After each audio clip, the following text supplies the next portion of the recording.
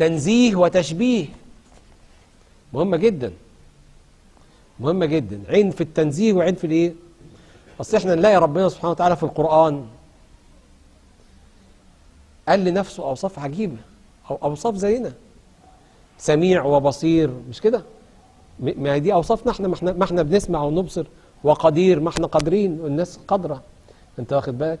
وقال ان هو بيستهزئ ويمكر ويتبشبش ويضحك في السنة، ان الله يضحك وان الله، ده تشبيه، ده ايه بقى؟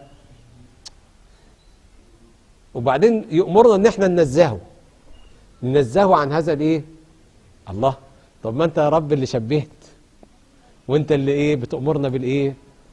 لما يأمرك بحاجة ويأمرك وينهاك عن حاجة، اعرف ان دي في مقام ودي في مقام، دي في مقام، يبقى في مقامين، مقام اسمه تنزيه، مقام اسمه ايه؟ تشبيه. والنفي في مقام، اثبات في مقام، والاثبات في مقام نفي في ايه؟ يعني لما هتيجي تتكلم عن الذات الالهيه تنزيه، يبقى اسمه ايه؟ تنزيه، ما تنسبش ليها اي حاجه. لما تيجي تتكلم عن الاسماء والصفات والربوبيه والالوهيه شبه بقى زي ما انت عاوز، هو لان دي تجليات مش الذات، يبقى انت مع التجليات تشبيه، ومع الذات تنزيه، صح ولا لا؟ ويقول لك ليس كمثله شيء، تنزيه، يعني بيقول لك ليس مثله شيء، اصل الكاف ديت مثل، مثله يعني يعني مثل، الكاف دي معناها مثل، يبقى ليس مثله ايه؟ يبقى ده تنزيه. وبعدين يقول لك وهو السميع الايه؟ تشبيه. الله، يبقى خلي بالك بقى، يبقى في تنزيه وفي ايه؟ وفي الحقيقة أن الله سبحانه وتعالى منزه عن التنزيه وعن التشبيه. ليه بقى؟ لأن التشبيه قيد، التشبيه ايه؟ قيد، والتنزيه حد، يعني انت بتحكم على الله بالتنزيه، فيبقى ربنا محكوم عليه، انت فاهم؟ فانت لما تقول ربنا منزه يبقى انت حكمت عليه بانه ايه؟ والمحكوم عليه محدود ومقيد وليس بقديم. يبقى ربنا سبحانه وتعالى لا يحكم عليه بايه؟ بشيء، لا بتنزيه ولا بايه؟ كل الحاجات اللي وارده في القرآن ديت من تشبيه وتنزيه. يعني انت مثلا تيجي تقول ايه؟ لا انا هنزه ربنا، يا عم ماشي نزه، التنزيه اللي في دماغك انت ده تشبيه، بس انت مش حاسس، اصل هو تنزيه على قد عقلك انت، مش على قد ربنا. وممكن واحد اعلم منك شويه يبقى التنزيه اللي في دماغه اعلى منك، واحد اعلى منك، فتيجي انت الاول تشبه يقول لك نزه، تيجي تنزه تلاقيه تشبيه، تنزه اكتر تلاقيه تشبيه، تفضل كده بقى. فهمت؟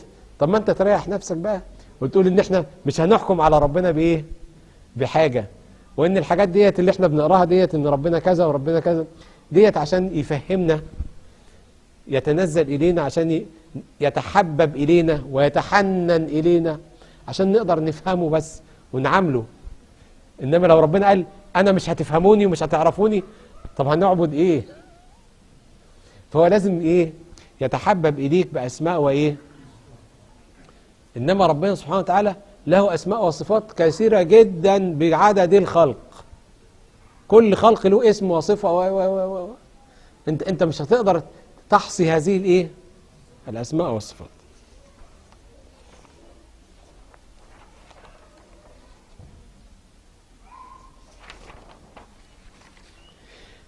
فإن قلت بالتشبيه كنت مقيدا، فإن قلت بالإيه؟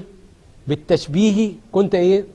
وإن قلت بالتنزيه كنت محددا، وإن قلت بالأمرين كنت مسددا، وكنت إماما في المعارف سيدا. يعني لو قلت بقى إن في عين هنظر بيها للتشبيه وعين هنظر بيها للإيه؟ للتنزيه وانا عارف ان ربنا فوق كده، يبقى انت وصلت للي انت فهمت.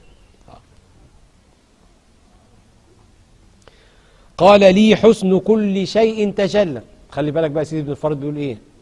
قال لي حسن كل شيء تجلى بي تملى، قلت قصدي وراك. يعني كل التجليات نزلت على سيدنا ابن الفارض، وكل تجلي يقول لي ايه، يقول له ايه، تملى بيا. خلاص كده.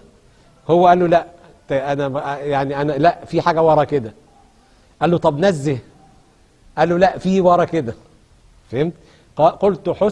قلت ايه، قصدي وراك.